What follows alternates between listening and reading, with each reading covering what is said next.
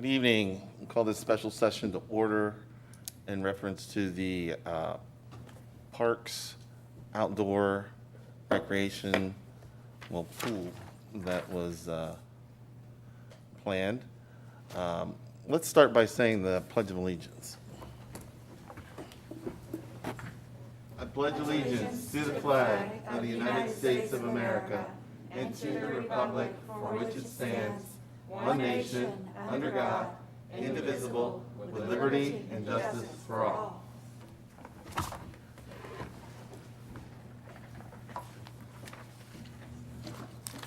Okay, to begin, I guess we need to hear a presentation from the Brandstetter and Carroll Incorporated about the study that they did. So if they would like to come forward and speak.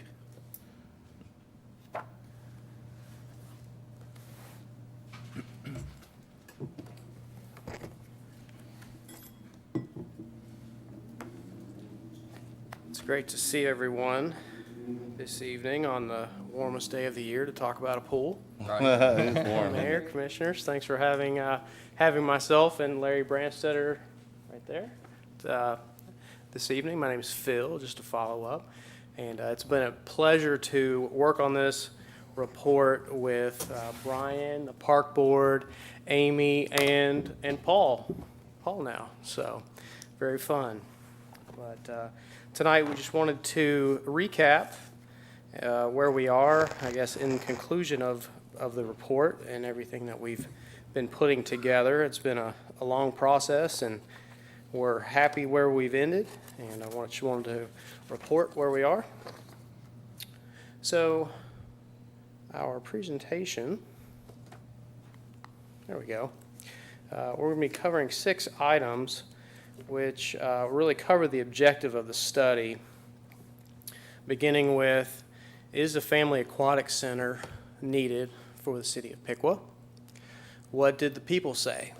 And we did touch base on that several months ago in a session where we did look at some of the public information. Where will the facility be located, and what will be included? How much will it cost? And most importantly, will it recover the costs? Okay? So diving into the first item, is a family aquatic center needed? I would say the current population of Piqua is approximately 21,000, and based on that population, it's pretty certain that public recreation is a viable need for the city. And outlined in our report, I'm not going into full detail today, but just as a high-level view, I did want to note the existing pool was constructed in 1986. There's a photo of there on the bottom of the screen. Very busy day, 4th of July most likely, packed. You got to hop from beach towel to beach towel so you don't burn your feet. Mm-hmm. Great day, but that was 1986. Things have changed a lot, and the current facility just lacks offerings of similar facilities right next door. So the annual operating deficit is nearly $100,000. And so when you look at that, it becomes pretty apparent there's a need for the recreation, but also a need for some type of improvement out of that facility, because we don't want to keep losing $100,000 a year. So the next topic we wanted to cover was the public input, and I'll really brag on Brian and really the citizens and you all as well. We, in a pandemic situation, which we had never been into before, it was very interesting. We put this survey out online, and we were hoping for 250, 300 respondents. Wow. We received over 650. And typically what we do is we'll go to the pool, we'll go to the park, we'll go to events that you have and meet one-on-one with people. We get great feedback that way. But as a supplement, we'll do the online survey. Well, this is all we had in this situation was the online survey, and it was a great success with over 650 respondents. And so within that survey, there was 8 questions ranging from where do you live, how old are you, how often do you visit the pool, do you have any children, what are your favorite features, what are your favorite programs, what would you like to see in the pool, what do you not like about the pool. And so we picked through all that information, and what was really neat is the majority of the respondents in regard to features said, hey, we would really like to see a lazy river. We'd really like to see water slides, additional shade, and play elements, which coincides with what the park board was also seeing at that time. And programs as well. Swim lessons always comes at the top of the list. Water fitness, movie nights, again, consistent with what the park board had seen and what they were thinking too. But I think the 4th topic there, a desire to enhance the Piqua community.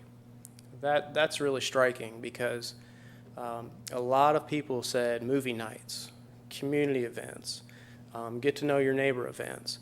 So it's something that the community really holds near and dear, and that was present in their responses, which we've included in our report.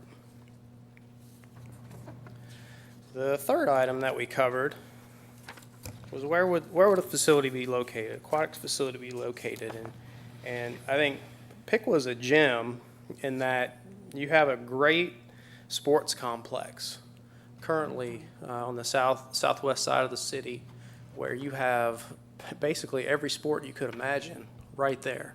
So you've got basketball, baseball, softball, football, soccer, skateboarding, playgrounds. What am I missing, Brian? We've got everything and a pool. Mm-hmm. So it seems, why not keep it there? We've already got the infrastructure, the utilities, the name recognition. People already know, hey, that's where the pool is, and so it makes sense. So we took the information from the park board. We took information from the public survey, also information from the commissioners, and really dove down into what a new facility would look like. We investigated the demographics of how many people could be, how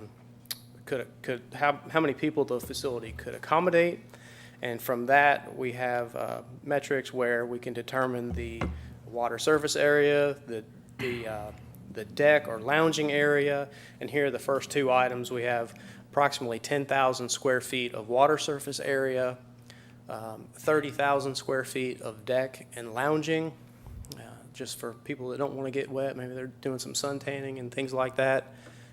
2 water slides, spray and interactive water feature elements, a 0 depth entry to assist with ADA accessibility and all-inclusiveness, a lazy river, which is always popular, 6 lane, 25 meter competition swim lanes to account for recreation and competition.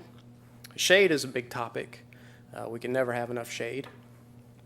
Food service, the better food offerings that you provide will assist in creating a longer stay. A party room, locker rooms, and then staff and support spaces. And so developing this program list here really created this next slide where we begin to program the existing pool and what it could be. And so the factors that I just mentioned go into really developing a right size facility, because we don't want something that's too small. People will feel too crowded and not come. We don't want something too big where it's then not feasible to operate. And so in this graphic, we have really accounted for all of the public desires, the park board desires, and came to a sensible conclusion that it would make sense to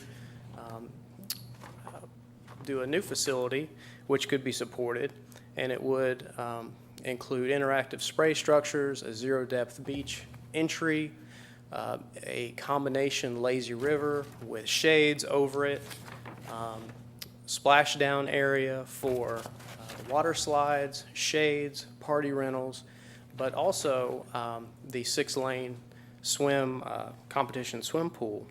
And what's interesting about that is it's in the current dive well of the existing pool. So we're really trying to take advantage of the existing hole in the ground, if you will, while sprucing it up and creating a fun new element. Also, we would consider maintaining the existing pump building because we already have utilities there and it has great access for chemical deliveries.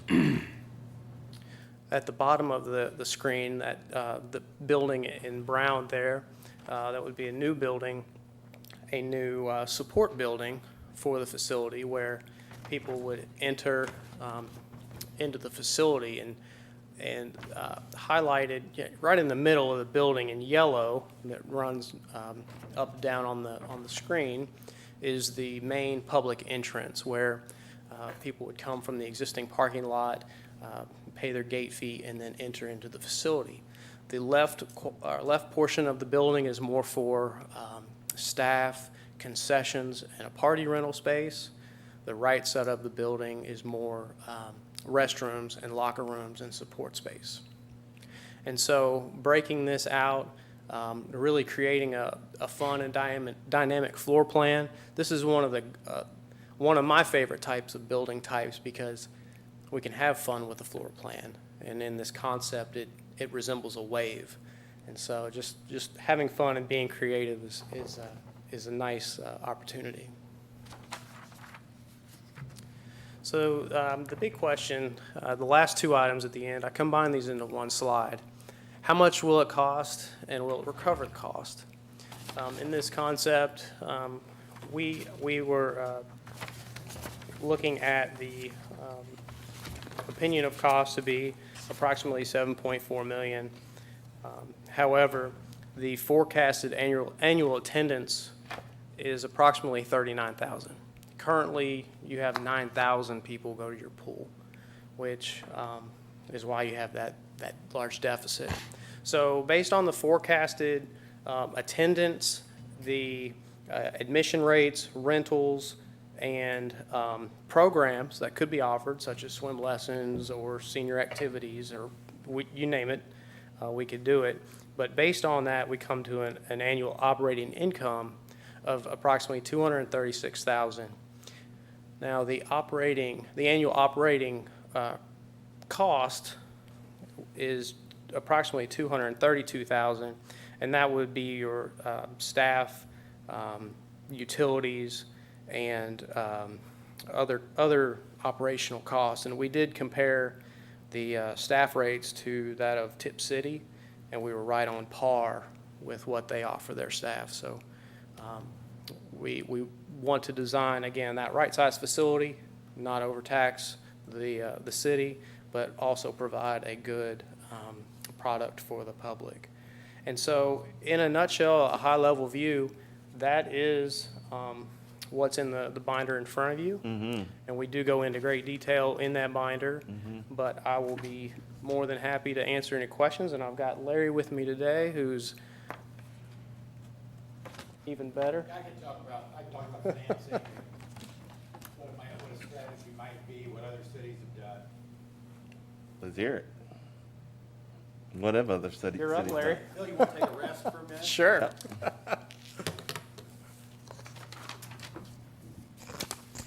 Thank you for allowing us to make this presentation and chat with you. We've enjoyed working on the project.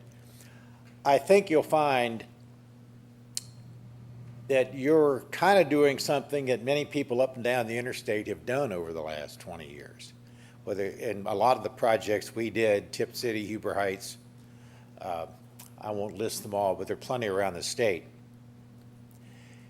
You're going to see a significant increase in aquatic activity by providing a better experience, by providing a experience concurrent with what's really going on in the state of Ohio.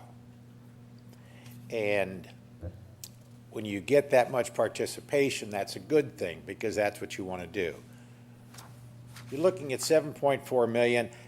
That is a number that's basically saying, this is what the city said they wanted.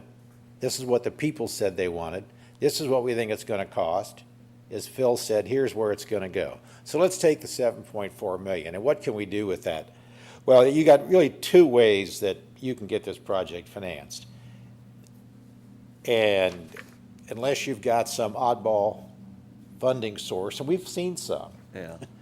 Marion, Ohio had a kind of a weird funding source. Bowling Green, Kentucky traded some land to a hospital, and you know, it was pretty creative. But we think you will have a lot more people show up, and you will have recover your operating costs. That is not uncommon. Most of these projects recover their operating costs. Will you operate at a surplus? Wapakoneta, I think, was operating at about $150,000 a year surplus after we did their project 10, 12 years ago. I'm not exactly sure that's going to happen. Can it be sustained? We like to think it can be, but that's up to you as to how well you manage it. So here's where it's getting down to where the rubber meets the road. If you were to bond $7.4 million, your annual debt service would be somewhere in the range of $350,000 to $450,000 a year. And you might say, well, can't you get any closer than that? Well, a lot of it depends on if you finance it over 15, 20, or 25 years. So at the 450 number, we have a little higher interest rate and a little shorter time. I believe at the high rate, we checked with your city, and it was 2.5% for 20 years, which is fine. So then we looked at I checked with Ross Sinclair in Cincinnati and their brokerage, municipal bond group, and they seem to think we could get 2.25% for 25, and that gets us down to the lower number on the low end. So the best thing we can do for you right now is give you a range. Typically, what most cities do is finance it over a 25-year period. The state of Ohio, I believe, they look at bond regulations to say your term of your bond is going to have to be concurrent with the useful life of the facility. And so if you're doing a street overlay, that's not going to last for 25 years. Mm-hmm. So you can get the picture, but I will tell you that's typically what happens. Now, the other way to do this would be to do a voter-approved tax levy. And every year, the state of Ohio, or cities and counties in the state of Ohio, have levies, whether they're renewals, whether they're for capital. And I checked the other day with the Ohio Park and Recreation Association, and recently it's been as high as 80%. And that covers 2 elections per year, the fall and the primaries. So the chances of it getting passed that way are fairly good. You have to put together a real effort. I think the difference between success and failure is, do you have a campaign? And we've seen that happen over in Plain City, up in Bowling Green, over in Logan, Ohio. These are just some recent ones that we've done. They all passed. Projects are finished. Logan's going to open probably next week. So and then the other ground rule we say is you want to make sure that the average tax increase per average household is less than $50 a year. That's key to it, because the people see value. I think that's kind of like the point at which, the support kind of drops off after you hit $50. So those are the 2 things that you can do on your financing. Do you have any questions about that? No. I want people to be able to hear the options and know that we're broadcasting this, and hopefully people will watch this. Are you able to put the study out online, on our website, so people can read it as well? We want total transparency. I want people to be able to see what the options are. And the people in the audience tonight, I want them to be able to ask questions and speak. But from what you've told us about financing and from the presentation, I appreciate everything you've done. It's very thorough, very complete. Thank you. And I like the options, but, Eric, I left to point out, and I think it's kind of important. Sure. If you go from losing $100,000 a year to breaking even, well, that money comes back into the coffers. And say you've got a $400,000 a year debt service. Well, it's going to wind up that you only have $300,000 effect on your city budget. And that's probably the most important number of any capital improvement. What's the impact on your city budget? So, Mayor, I'll let you go there, and you can get the questions out. Sure. We're happy to answer them. Commission, questions? Anybody want to start? You go right ahead. Well, I'll take a survey. Who wants us to do a lazy river? That looked awesome. Yeah, I did. I'd love that. So you've helped build a lot of the facilities near here as well too. And on this one, Lazy River, I think, as you said, is unique to our facility to help draw crowds that wouldn't be in any other areas. Correct? Was there any? I'm sorry. Go ahead. Oh, was there any other features on there that's something that that might draw other participants to our area to help increase those volumes? Well, our demographic studies show that people want to come to your community.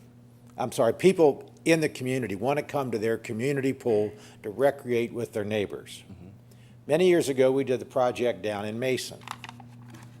And Mason was not going to build a facility because they had Kings Island and the beach right there.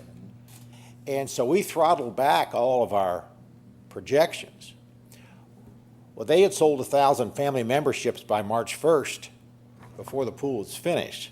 And I did, oh gee, we're in trouble.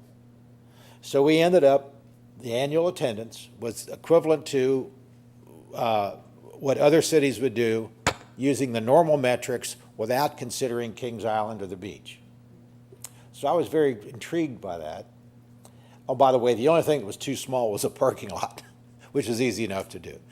So I was pretty intrigued about that. So I went up on the site on a Sunday afternoon in the summer, and people were using the pool, and it had a good crowd. So I went around and talked to some people. I said, why are you here?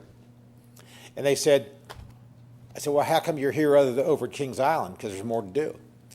And they said, we want to be here and recreate with Mason people, and we really don't want to be around people from Cincinnati, Columbus, or Dayton.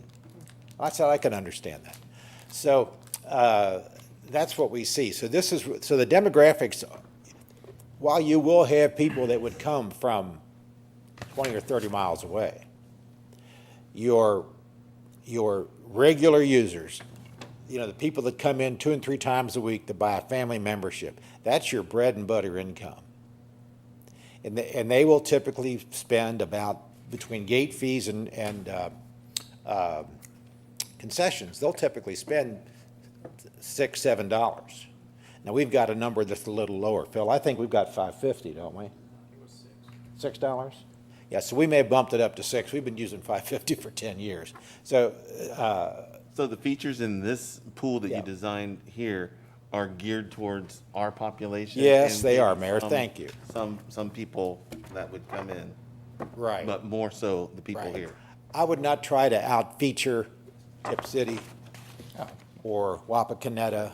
Sure. And I'll try to Lima's out-feature, thinking, but we're have working unique with Lima right now on a typical study. We're about a year behind you, but no, I think what we've got works well. Now, I will go on to tell you, we've done other facilities and we've got one in Allen, Texas, that city, it's growing so fast.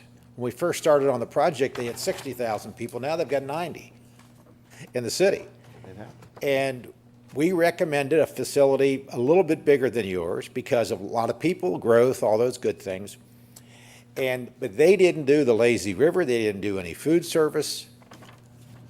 We did it for $3.5 million, and their numbers are below what we forecast. I'm still befuddled about why that is. I met with the city manager last week. But they are recovering all their operating expenses. So that kind of tells you how fickle this can be, Chris. But I like to think that we kind of take the middle of the road, what's most likely to occur. Do the figures factor in for people who are managing the pool? Is that up to us, or is there a management service that is recommended, or? When you get to that point, Mayor, we gave you an outline budget. and it's, gives you an idea Sure. of what. A management company is fine, and some communities use those. Huber Heights has the YMCA manage theirs, which has become a pretty good alternative. Sure. There are also professional companies, there are several in Cincinnati, but you got to figure they're going to add $100,000 to your cost. So if you can do it yourself, you'll save about $100,000. And that's a question that each park board and each city council puts together. We will give you an operating, if you will, an operating manual that has the budget, job descriptions, and all these that's what we've done in the past. We've got some former recreation people that work for us, and at that point, we would get, if you're getting ready to build it, then we'd drill down on the operating manual and work with you. Question?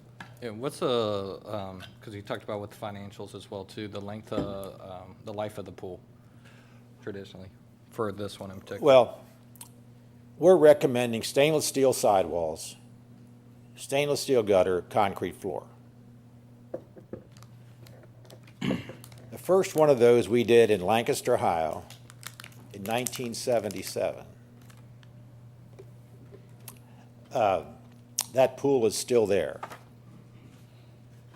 So the typical life expectancy would be at least, I want to say at least 30 years. What's our current one constructed of? Is it concrete and stainless steel? So It's same concrete floor, stainless steel sides. thing? Same, and it's lasted Same about thing. 25 years? Yes, and we got a little more than that 30 years out of that facility. 25. Mm-hmm. Years. Any other questions from the commission? Yeah, I got a few. Go ahead. So what, did you do an analysis on what it'd take to just get our current one operational? It's in here. I saw where it talked about refurbishing it, but Correct. We looked at three options. The first was to bring the facility back to life where it is now. And we did have a estimate in here of, I think it was 2.5 for that, 2.5 million. and that's just to get it operational? Correct. Okay. Can I ask, I know previously when we were looking at opening up, before pre-COVID, we had a budget expense of about $150,000 to get it operational. So where's the difference between 150 to 2.5? So we went through everything, cracked brick, ADA accessibility, light fixtures, painting, cleaning everything, new roof, the whole kit and caboodle, everything. That is complete refurbishment. That is complete. And so we do have an assessment in the back of the report with photos of deficiency items and things like that. We looked at another alternative to renovate the facility. And based on the projected costs of that, which is approximately $6.4 million, in talking with the park board, it was unanimous of, for the additional money, we could have a brand-new facility and bring in that many more people and still sustain itself. I agree with. So, just a question, the refurbish of the existing facility, does that, obviously it wouldn't include the lazy river, it would just be as it is. Is there a picture of that in here? There is one in the report, yes. Let me pull it up. So that did have a standalone lazy river in that option. And what we were really trying to maintain in that option is taking advantage of the existing pool tank as much as we could, just to help keep those costs down. But once we really got into it and started implementing all of the components, all the elements, it made more sense just to start from scratch. Right. Because we were renovating the existing pool house in that concept, and Well, the only reason why I'm asking is because citizens will ask us that, because obviously they're gonna look at the cheaper version, and why can't we do that? And I guess my question is, so the amenities that we would have with the cheaper version, and I don't know where this is in here, but we would have a lazy river. Would there be other, like the climbing wall or something like that? These are questions that we're gonna get, so. yes, yep. So it would be similar elements. The biggest drawback is in the building support features. Building The what? building support features. Support features, So, like the pool house and the things like right, that, so we yeah. would take the Family room. existing pool house and chop it up and try to make it fit to the new facility. Is that what this is? That is, no, flip 2 more pages. There's a plan, 15? figure 3.3. House and a concession.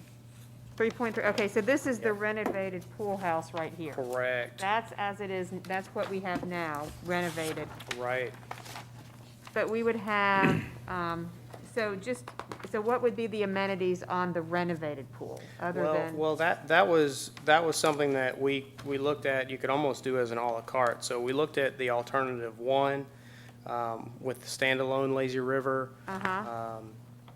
And the shades, so the amenities were basically the same at that point. It was just the building, the support building, that was the difference. So the amenities would basically be the same, it's Correct. just the, okay. Basically the same, yes. Okay, because I guess, my whole thing with the pool is, we need to have something that our friends up north and our friends down south don't have. And the lazy river is something I'm pretty sure they don't have.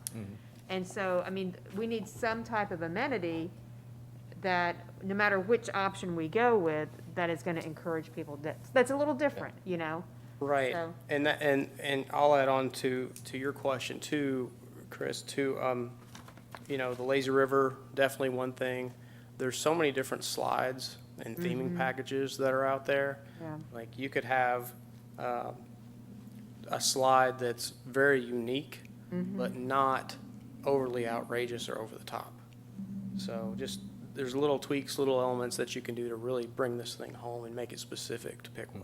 Well, and aren't there like the big slides, like a big family, just something Yeah. different, yeah. Yep. ADA accessibility, family slides, there's really things we can do to make it specific. I like things like Lazy River. It appeals to adults and kids, just because that's something that I feel like, our communities are smaller. They're willing to drive next door if it's something that the adults can enjoy as well too. Because I feel like we're in a different area where you don't just leave your kids at the pool, as much as you used to. So something to entertain the adults is, I think, unique. May bring some additional volume to help offset the cost. So I was trying to take a look at that. So at 7.4 million over 30 years, that's still, because if we're just breaking even, that's an additional cost of $246,000 a year. Previously, we had an operating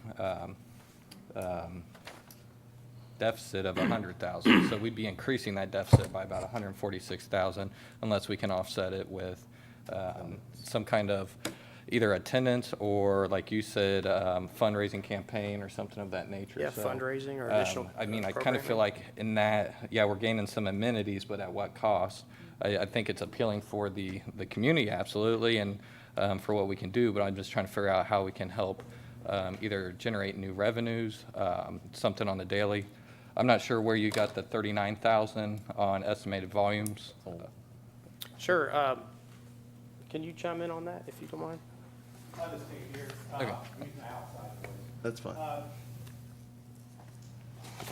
When we started doing forecasts, it was in 1983 for the city of Charlotte, North Carolina. And we have been using roughly the same format ever since. We went back and took a look at our revenue calculations, the way we analyzed the demographics. I won't go into all the detail, but I think the bottom line is,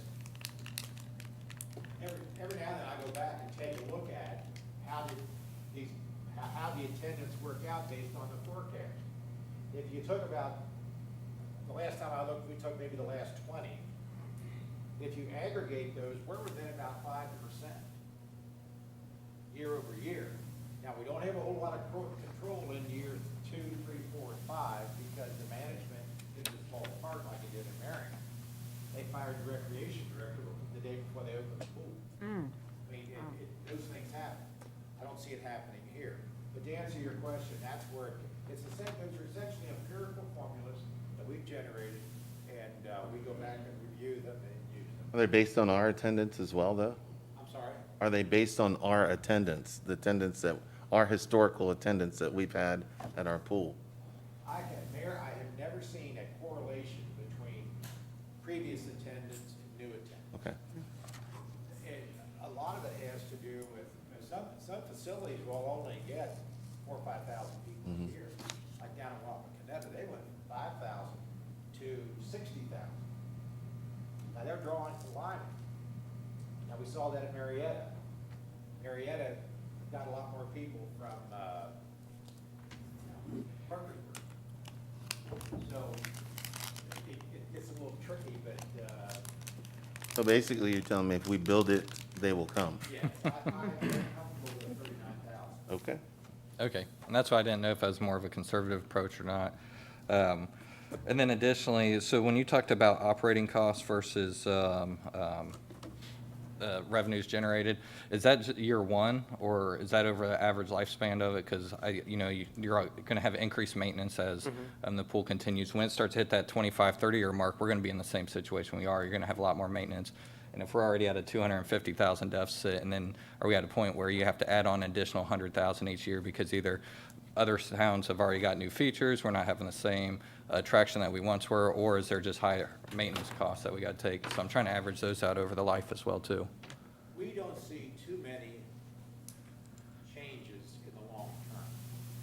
We've got a lot of facilities where we say, well, we'll do the Lazy River Lake. Tip City was one was that way. And then they have not come back and done it. Other places have actually paid us to design a Lazy River, and they didn't build it. And in 10 years, they still have. So very seldom does a phase 2 ever get built. Now, I'm discouraging you, it does happen, but not real often. Well, that's going to be my next approach is can it be a phased approach to minimize costs initially? Okay. You look down the road, there's gonna be a whole new council here in, could very well be 15 years. And I think the real reason is the new crowd doesn't wanna buy into your agenda necessarily. I say that with all due respect. Sure. I think we know that. And so, that's where you really start, asking long-term questions. We don't know who's gonna be making the decisions. Yeah, but there's still going to be a fixed amount of cost with depreciation, and then adding that up over how much operating and revenue that we can obtain too. So. The operating budget has an allowance for equipment. It's really not that expensive if it's well maintained. If it's maintained, that was part of our problem. And Agree with I'll that. also tell you, in all my experience working with these, there's a lot of questions that go on at this level. And I totally understand that, and I can do the same thing. Those questions typically go away when you cut the ribbon and open it up. And people start showing up. Yeah, and a lot of times cities don't really, are that concerned about any deficits or anything like that. At least they never come back to us and ask. And we'll go back and ask them. But it really, it's not one of those issues. I've never heard somebody say, oh, I wish we had done this. Or I wish we had done that. There's two things I've never heard I've never heard somebody say, we built it too soon. Yeah. No matter what kind of, City Hall, fire station, we've done hundreds of them, courthouse. And the other thing I've never heard people say is we made it too big. So that's the environment that we're in. And after these years of doing that, I'll just share the experience. Any other questions, Chris?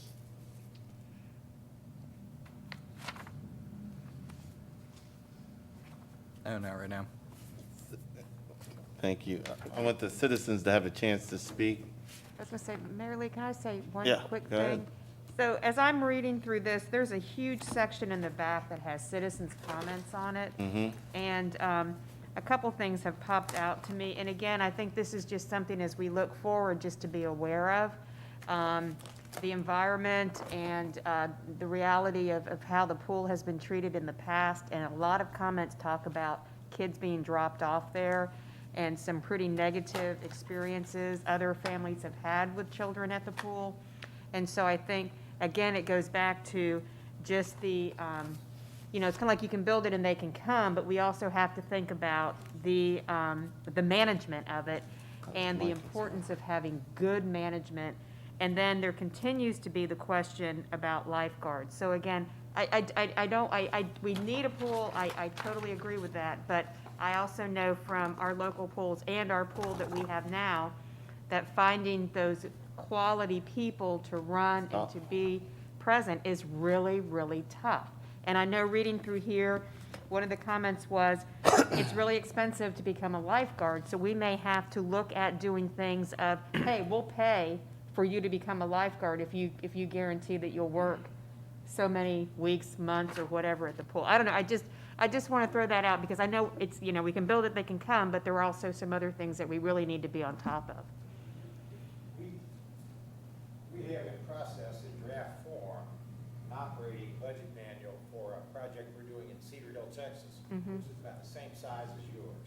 I'm happy to send you a copy, send it to the city, and if you want to pass it around, you can see it. You can kind of get an idea as to what your thinking has to be when it comes to management, because this facility is going to be totally different from what you have. That would be helpful, thank you, Yeah. yeah. Appreciate that. Anyone from the city or citizens would like to make any comment, add anything to this?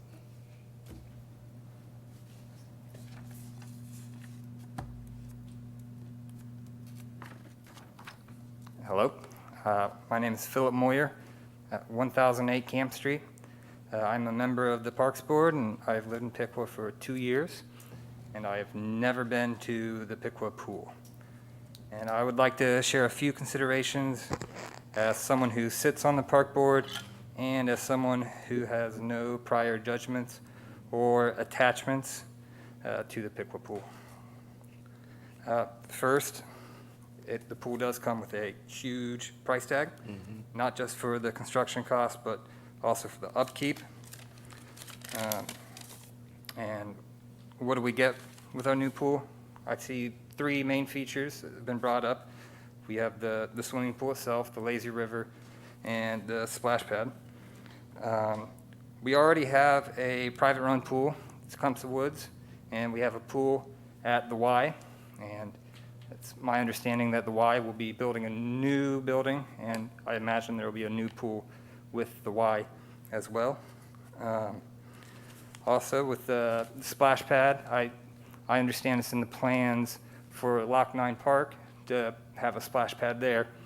And just in general, splash pads are cheaper to build than a pool, and they can be placed in other places, like in our other Like parks Loch 9, yeah. that we have, or even in Pittsburgh. Sure. And then lastly, the lazy river. We have a great Miami River right here. And I know things have been really hard with COVID, people in their personal life and their businesses, but I see revitalization coming to the downtown Piqua, especially in the Loch 9 area, and I really hope to see outfitters and maybe even private services where people might be shuttling things like inner tubes, kayaks to ride down the river. I think we would have a lazy river there as well. And then another part I wanted to bring up is how long will it be profitable?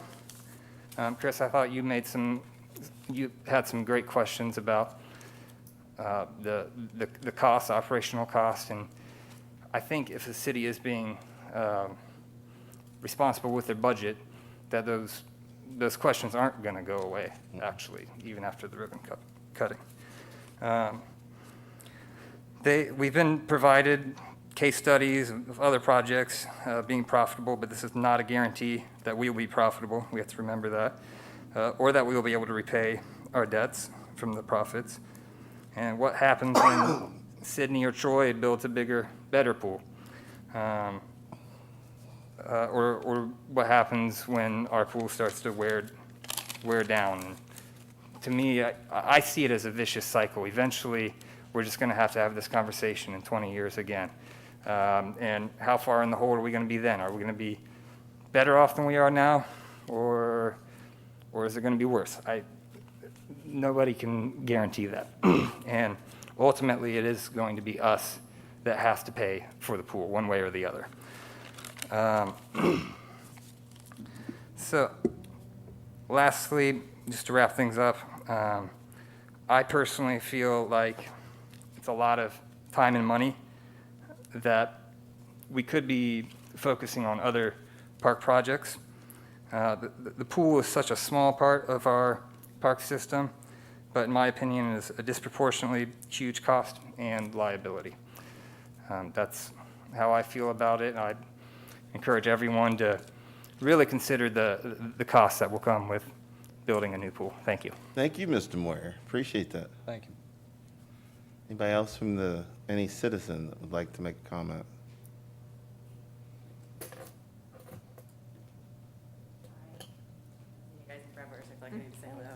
I haven't seen you How's everybody forever. doing? Where you been? My name's Natalie Young, 1234 Marwood Drive. What is like the daily capacity at the pool? Like how many people can come in at a time? Good question. I'm just curious because there's only open for like 90 days, 80. right, in the summer? 80, I think. 80, okay. That's what it is now? I just was adding July, or June, July, and August. Well, you got two numbers.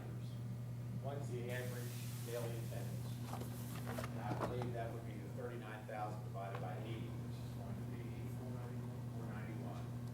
And you're going to have a peak hour, which would be the most crowded hour, which Phil can tell us is 681. 681. So those are the two numbers you've got. Okay. Code has the Ohio Pool Code has restrictions on how many people you can have at any one time. But you can get a lot more people in the facility if you have a lot of beach and deck area. And only 20% of the people are typically so the best way to expand is if you have enough features, is to push out the fences. And so we try to get 3 times as much beach and deck as we have water surface. And I think we should do that. So, Great question. 100 a day. Could you explain again, you were talking about like the debt service and then option 2 is obviously a tax, was it a tax increase or it would be a bond levy, just like the school does and those other things. They would be fairly small. did you have an idea like what that amount would be? Well, we're recommending that it does not exceed $50 per year for the average size home in the community. We've found that over the years, that works really well. We've seen places where we've gone in and they were trying to get $100 out for a typical house. It failed miserably. You bring it back down to 50, and it works just fine. We helped Bowling Green get theirs passed, Plain City, and I'm very optimistic that seeing what the people have told us, the nice community that you have here, I would be very surprised if you wouldn't get support. And sometimes people don't want to go to the ballot. They might have other tax issues they want to do downrange. And if they can do it without going to the ballot, then that works all together. So it's a local decision. I mean, are you thinking like a 1/4% or, I don't know how the village would work, rather than, we just give it a ramification for say an Have to figure out You what guys have what any idea? $50 would be yeah, what per that would person. be? Sorry. I don't know what it would be based on, compared to what the library just did. So, Yeah, I and just, that- like, I don't know whether people would pass it. And if they wouldn't, and we're looking at a $7.4 million loan yep, over 25 years, what's the Yep. amortized cost? Like, once we pay the interest back, are we looking at 10 million or 12 million? We said in the report, that depending on which options you choose, depending on what interest rates are available at the time. See, right now, they're right down around 2%. And I'm assuming you're AAA rated. 5 years, what they said that. It would be Double your cost. $350,000 to $450,000 a year. Of payment of principal and interest? Oh, yes. And that's figured into the budget of the operating costs? No.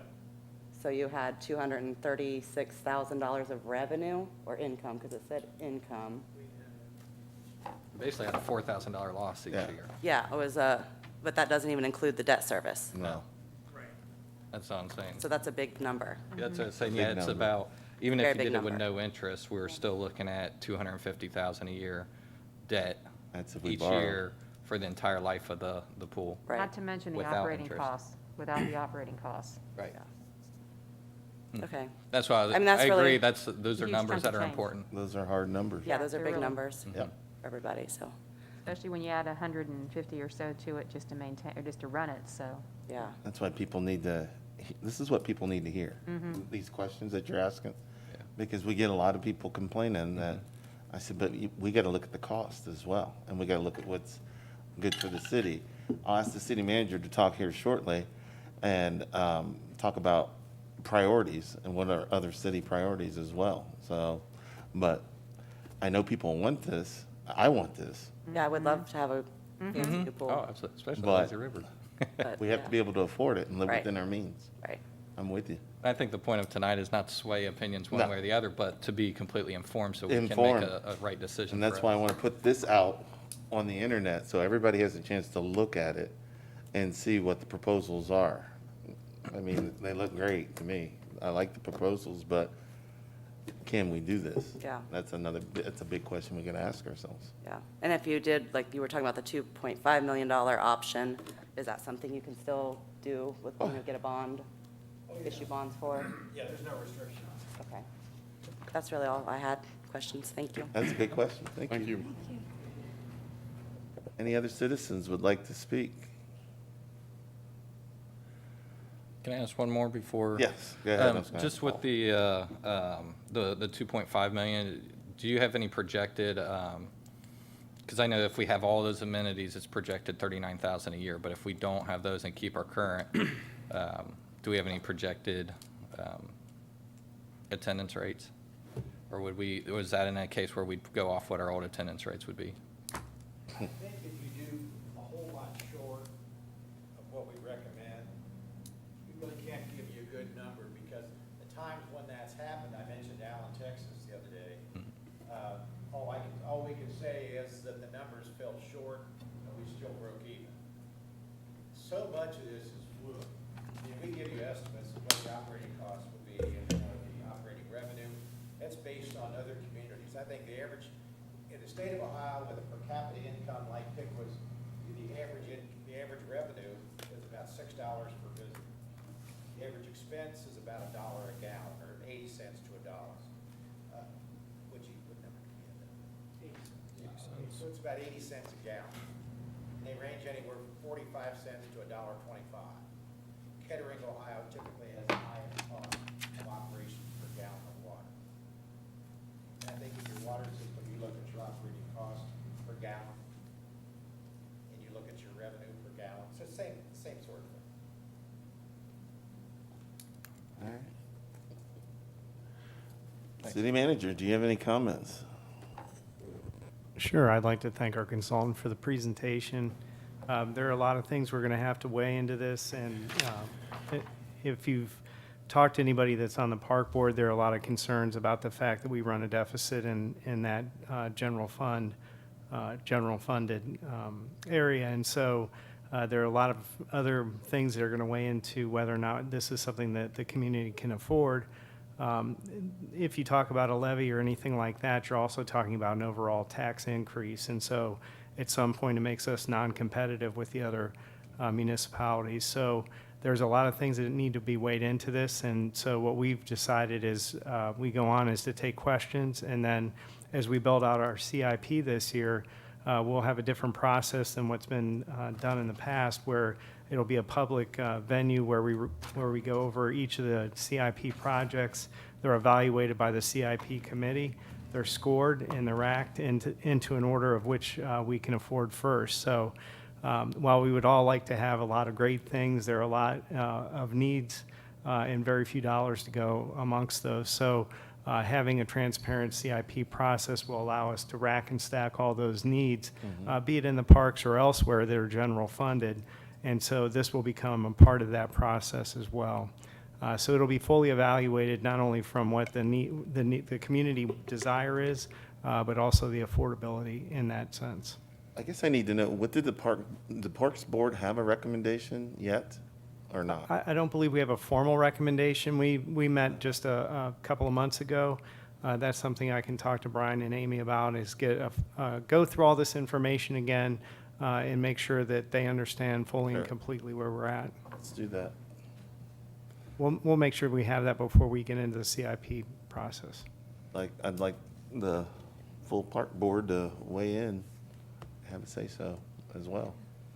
And any citizen comment is always welcome. And like I said, in the air of true transparency, we want to know what hard costs are, what operating costs are, what deficits are out there. And I personally would love to have a new pool, brand new pool, lazy river, the whole 9 yards. But we have to take every consideration everything into consideration before we do something like that and go ahead with it. So to be continued at this point in time. Any other questions? Any other comments? Brian, you have a comment? One thing I will say, the consensus of the park board in only looking at the pool, if you're just looking at the pool, if you were looking at a renovation of the current facility versus building a new pool, the consensus of the board was it would make more sense to build a new pool, because you're gonna get closer to getting the numbers that we need to break even with a pool facility. I would also say that a consensus of the board is, a concern of, how the parks is funded. It's currently funded out of the general fund. And as everyone sees, that's not enough funding Yeah. to maintain what we have the way that we would like to be able to maintain it. At some point, there is going to have to be an increase in parks funding, or, we need to evaluate in the future, what are we maintaining and what can we afford to maintain, and looking at all of that as future goals. But as we looked at this, at the current pool, what makes more sense to the board is, if we really want to increase the attendance, when you look at what happened in Sydney, in Troy, in Wapakoneta, in Huber Heights, when you look at older Z-shaped pools that were built in the 80s, and you look at the attendance that they had, and then when they went and put in these newer facilities that offer, splash pads, different amenities that kids and families want to see, and, Phil will attest to it, you see an increase in attendance, Sure, because sure. you have a new facility and you have amenities that families want to see. Thank you. Amy, did you have anything you wanted to say? Nope, I have nothing to add. All right. Well, if there's nothing further, Commission, we done? I believe so. I'll take a motion to adjourn. I move that we adjourn. Second. All right, moved and seconded, we are adjourned. Thanks for your presentation.